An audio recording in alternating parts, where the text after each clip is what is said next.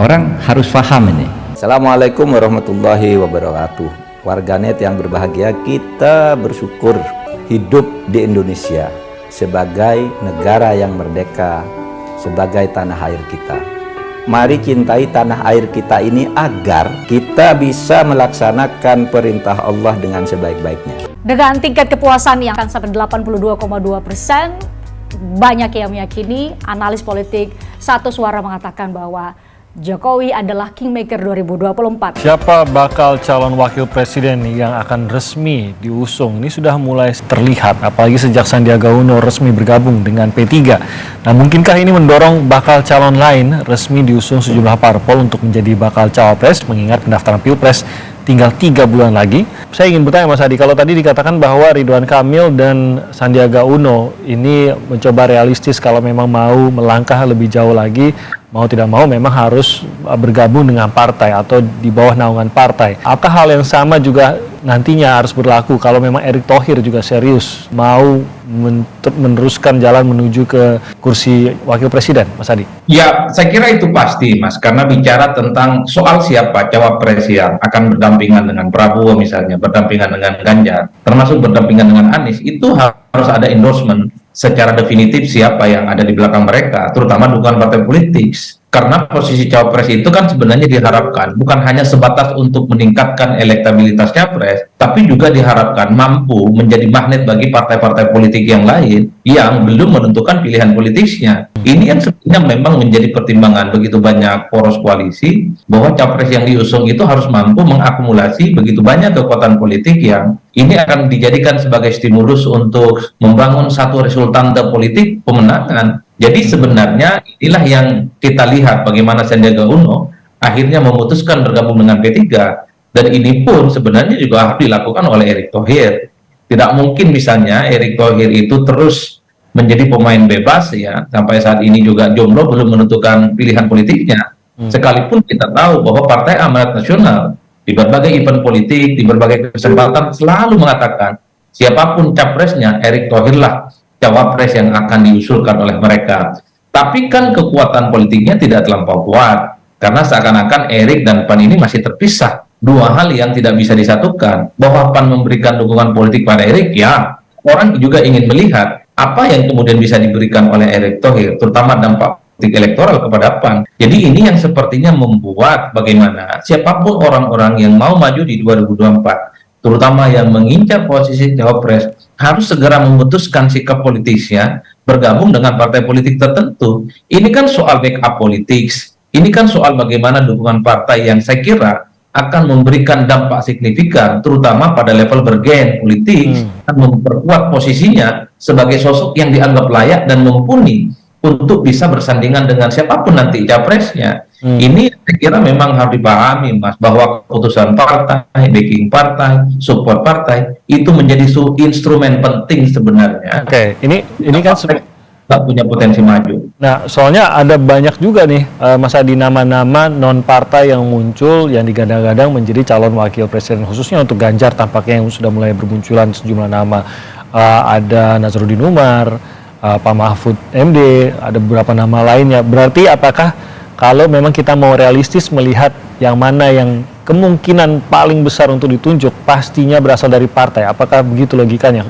Kalau kita bicara tentang ranking, Mas, ya, ranking tentang bagaimana aspirasi dan dorongan siapa wakil Ganjar misalnya, tentu yang ditanya pertama kali adalah P3, karena P3 adalah partai politik yang pertama kali menyatakan dukungan politiknya kepada PDIP dan Ganjar. Baru kemudian akan ditanyakan kepada Hanura, dan kemudian akan ditanyakan kepada Perindo. Tapi di antara ketiga partai ini yang prioritas ditanyakan oleh PDIP tentu P3, karena P3 selain partai yang sudah lolos parlemen, dan yang penting yang kedua adalah P3 ini mewakili warna Islam, warna hijau yang saat ini memang dibutuhkan oleh PDIP. Dalam konteks lah sebenarnya, sekalipun ada nama-nama lain seperti Mahfud MD ataupun Nazarudin Umar, tentu P3 juga layak untuk memberikan pendapat gitu ya. Apa yang kemudian misalnya PDIP jauh lebih mempertimbangkan Nazarudin Umar ataupun Mahfud MD? Bukankah Sandi juga adalah barang bagus? Kan begitu. Bukankah Sandi saat ini adalah ber-KTP ataupun ber-KTA P3? Apa yang kemudian membuat Sandi itu seakan-akan tidak layak dibandingkan Mahfud MD ataupun Nasaruddin Umar dari segi elektabilitas, dari segi popularitas, dan dari segi dukungan partai misalnya. Sandi tentu jauh lebih unggul ketimbang nama-nama yang lain. Tapi the end of the day-nya kita tidak pernah tahu, karena seringkali keputusan elit itu agak sukar untuk kita tebak yang berada di jauh ini. Jangan-jangan variabel-variabel yang kita jelaskan tentang elektabilitas, tentang popularitas, dukungan partai itu dianggap tidak terlampau penting. Seperti kasus misalnya Kiai Ma'ruf Amin tiba-tiba diputuskan sebagai pendamping. Ini kita tidak pernah tahu. Ini kan kita membaca fakta politik yang biasanya linier terjadi, yang lazim, yang kita hanya bisa sebatas itu gitu ya.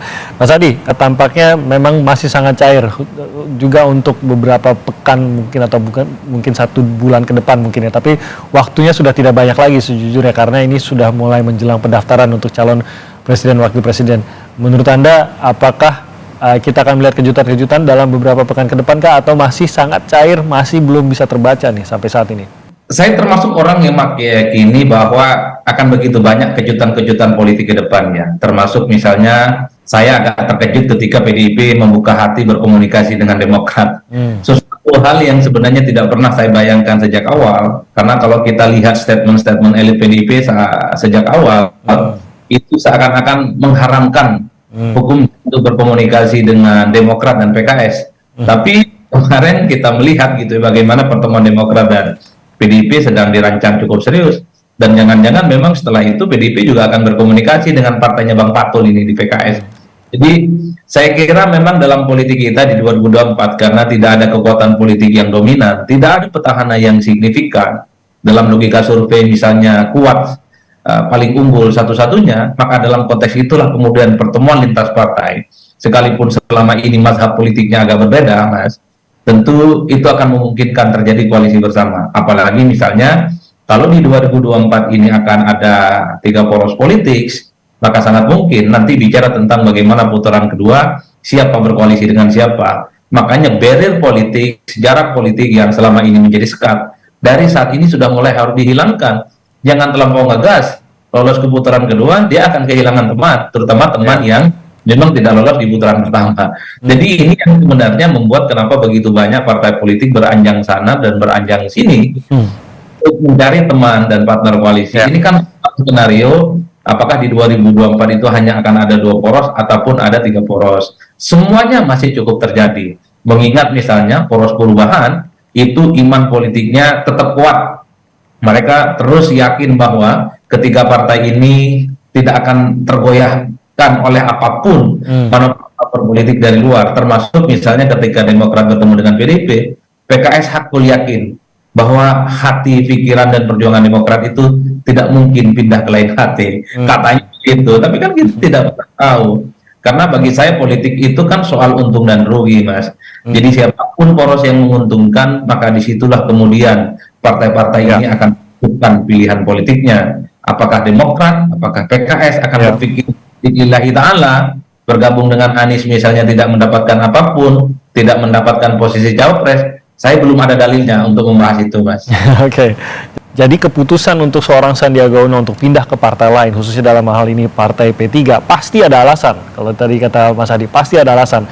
Yang saya ingin tanyakan, apa alasannya yang ditawarkan oleh P3 atau dijanjikan oleh P3, Mas Rusli? Beliau sangat dekat dengan kita beberapa tahun yang lalu juga secara personal ya, di luar beliau sebagai kader Gerindra. Dan insya Allah nanti pada Rapimnas kita tentu juga kita akan, karena sudah sebagai kader, kita berikan penugasan ya. Kita tidak ragukan beliau sebagai pengusaha sukses, sebagai politisi yang juga sudah mumpuni dan bahkan dipercaya negara ini menjadi menteri, menurut saya tidak berlebihan, berprestasi. Tentu kita akan berikan tugas-tugas partai yang mulia ya, bukan hanya berat tapi mulia untuk berkontribusi di P3 dan tentu untuk Indonesia masa depan. Karena memang Pilpres kan bukan hanya bicara soal personal, soal sosok yang layak jadi wakil presiden ya. Sekarang kita sudah kerjasama politik dengan PDIP. Jokowi memanggil Ganjar, Puan Maharani hingga Sandiaga Uno ke Istana Negara. Presiden Jokowi membenarkan ada pertemuan dengan Ganjar Pranowo di Istana. Dalam pertemuan, Jokowi menyebut pembahasan terkait pengelolaan Candi Borobudur.